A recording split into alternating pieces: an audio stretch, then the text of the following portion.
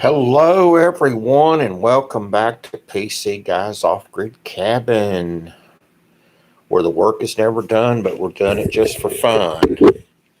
Well, obviously, I'm not at the cabin today because I'm at MD Anderson Cancer Center having my next round of chemotherapy. It's actually not been that bad this time around. They're what they're doing is they're putting a it's more of a preventative measure than anything because of the nature of the cancer that I took and I'm dealing with. This one is it's more of a preventive measure to keep it from trying to migrate over and get into my brain or something. Because all of the cancer is right in this area, was in this area of my face. Now, if you've seen some of my earlier videos where when we first started dealing with all this, then all of this area up here was completely swelled up. And in fact, it had my eye where it was nearly swelled shut. And obviously, it's done a tremendous job of taking down all the swelling and everything. Now, the flip side of that is, of course, you can see that what little hair I've got left here is turned gray. That's one of the fringe little benefits of dealing with chemotherapy. Something new. Just wanted to say I love the work you do here, and you're an inspiration, and I appreciate that. Good words are always appreciated, and prayers always appreciated as well.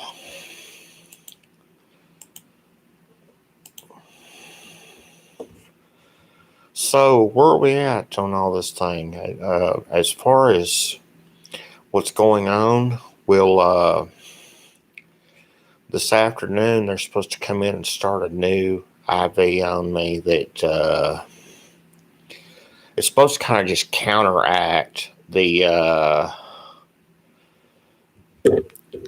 current chemo drug that's in my system.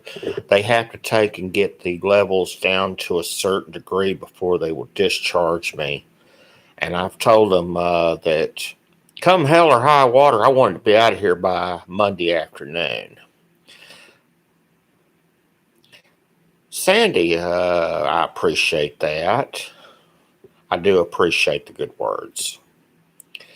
I know a lot of people have prayed with me going back to the very beginning with it, and I do appreciate it.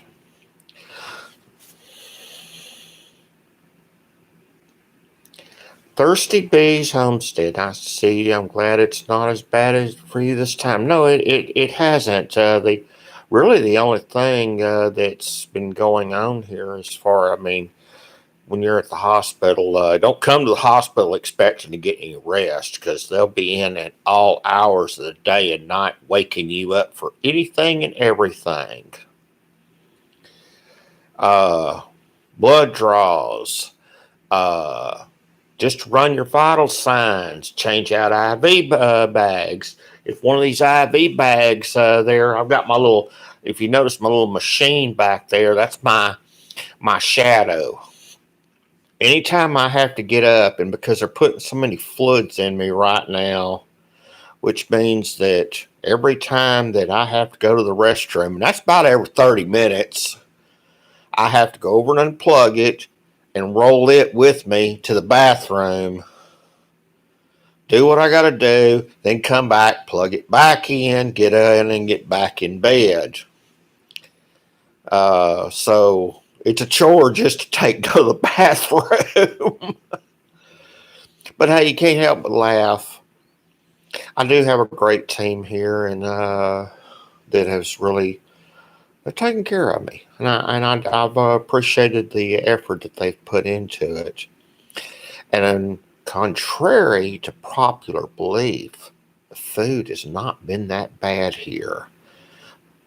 I just got through with my lunch here about 20 minutes ago, and they brought me a stuffed baked potato with barbecue brisket and topped with cheese and chives and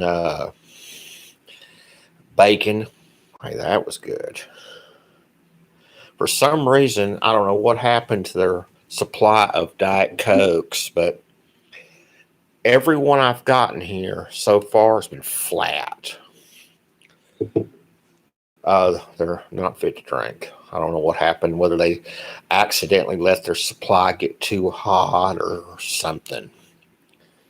Because I checked the expiration dates on them, and they're not expired.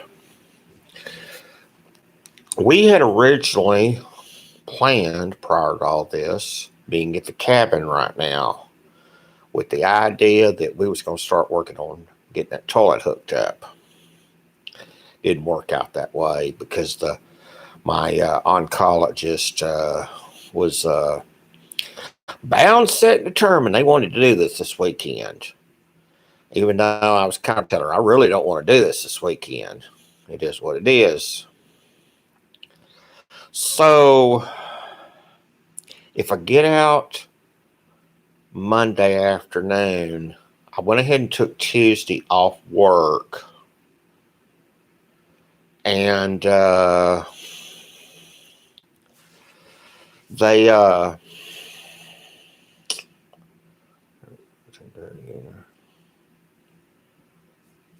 well, appreciate that, Sandy. If I feel up to it, and if, as it stands right now, I feel pretty good actually. So I may run up to the cabin and try to get a little something done Tuesday there, just because I also like to just check on the place and get it, make sure there ain't been no mischief or anything around there. We wanted to be up there last weekend, and I don't know if you've been keeping up with the weather, but it has done nothing but pour down rain for off and on for the last 2 weeks. And I need to work outside, and I'm not going to get out there and fight in the mud to try to do something. So, I really can't take and do anything until it kind of dries up a little bit. And I ain't going to lie. Have you priced lumber lately? And building materials? It is plumb ridiculous. But I was watching an article yesterday, and there was an economist that was talking about all that, and he said it's going to go back down because people just ain't going to pay it. And I'm like, yeah. He thoroughly believes it's going to go back down at some point because nobody wants to pay that kind of money out. When the price of a 3/8 sheet of plywood goes up from $14 a sheet up to about $30, who can pay it? Especially when you go out and you need 10, 11 sheets of it at one shot, that gets kind of high. So that has really slowed down our projects, and it not only has it slowed them down, but even if we do something, we're having to switch over and do things that we really didn't want to do things the way we didn't want to do them, in order to take and try to cut the cost down. We looked at, originally we wanted to do 3/8 plywood in the bathroom, but with the cost of it going up as high as it is, we're probably going to come back and do sheetrock at this point. I really didn't want to do sheetrock. I like the idea of having plywood in there because it gives it the interior, the exterior walls more strength, especially if you have severe weather. Obviously, plywood's going to be more stronger than sheetrock, but when you could buy a sheet of sheetrock, for $9 a sheet versus $30 a sheet, then it takes and makes a big difference. Now, that's not to say we may not go in there and do something different somewhere later on down the road, but right now, that's probably the direction we're going to look at. I thought about using actually, Lowe's and Home Depot both sell something like this. It's a utility panel that it's kind of like a sheet of regular paneling, except it's unfaced. There's no kind of designs on it or anything along those lines. But even that stuff's gone up about $14 a sheet. And the other thing is, if it ever catches fire, it'll go up like a match. So, I really wasn't real thrilled with that idea. We used a little bit of it there at the house in the bathroom when we was doing some remodeling, but it was in a real small area as opposed to, doing a 10 by 12 area where there's nothing up there for any kind of fireproofing. I feel like that might as well just go ahead and do the sheetrock and go from there. But hey, we're not in a huge hurry on doing all that either. We've got other things that are more important to do right now. Once we get that toilet put in there, then we'll come back and do two things: work on putting some insulation in the attic, and also some serious upgrades to the water system. That's our two next projects that we really want to work on. Excuse me. So the $64 question is, when is the move to the cabin? And me and Mrs. PC Guy have been talking about that quite a bit. And we're still tossing around some different ideas and things on how we're going to do all that stuff. However, right now, the target that I'm trying to shoot for is this fall. That depends on several factors, obviously. One of which is getting this cancer whipped. I know as it stands right now, we got to do 2 more of the standard chemotherapy treatments, but they're wanting to do some more of these as well, and they don't know it yet. But we're going to take squabble about that one, because this particular one that they're doing, I can't just up and do 3 and 4 day hospital stays every time the wind, every 3 weeks or so, because they want to turn around and do all this stuff. Plywood is crazy everywhere. All my projects are on hold for a while. Take care of yourself and heal before you do too much work. Continue to pray for you. Yes, absolutely. It's crazy. Absolutely crazy, the amount of cost involved in plywood. It's not just plywood, it's even framing lumber and stuff like that. There was a guy that did a bunch of research on that, and he's laying it back on the manufacturers, jacking the price up. Because the money that they're paying for the raw materials and stuff, it hasn't gone up in years. And the trucking companies sure ain't getting a cut of it. It's all back on the manufacturers. They see an opportunity, they take and are gouging people. Now, I'm sure there's people that would argue and say, well, it's supply and demand. But if you look at which one of these companies that are publicly traded, like Georgia Pacific, they're reporting record profits right now. Absolute record profits. Well, they're record profits ain't coming from anywhere. It's because they're socking it to the consumer.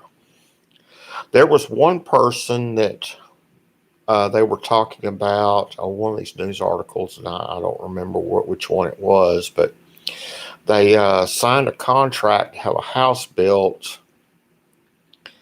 and the original cost of it was supposed to be a $330,000 house, which is a pretty good sized house.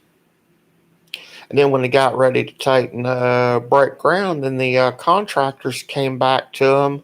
The home builder came back to them and says, "Oh, by the way, we're going to have to slap a fee onto you to cover the increased cost of building materials."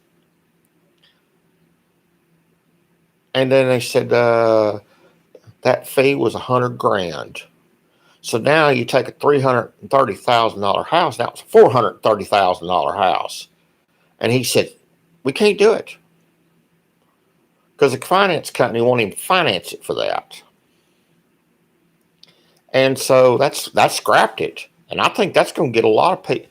That's going to take and eventually bite a lot of people. Because, the finance companies are not going to put this kind of money out on these houses, because they're still probably scared from back 2008 when the housing crisis happened. They're just not going to do it. So eventually there's going to be some sort of an equilibrium occur there where these prices are going to have to go back down. Now, how long is that going to take? I couldn't tell you. But it's going to. I think it's going to happen. So I got off onto a little bit of a tangent there, and that's easy to do, especially on a live stream. But moving to the cabin is all going to come around to the how things work out with both the cancer treatment and everything. But it's also going to excuse me, just need to hang on to those right there. Okay. Yeah.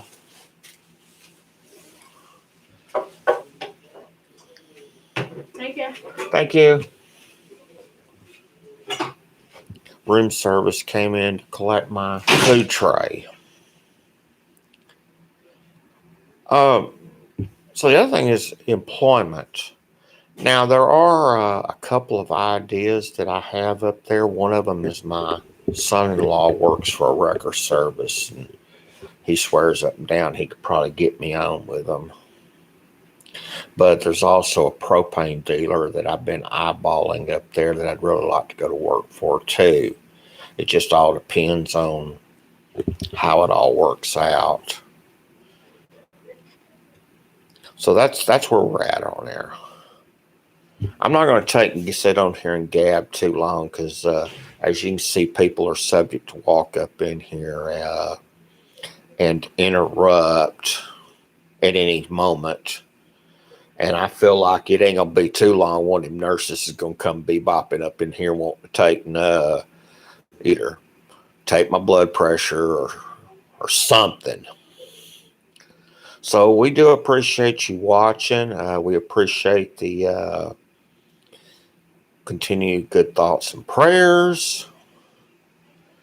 Just remember to take care of yourselves and each other. And we love our viewers, and we love each and every one of you. Thanks for watching.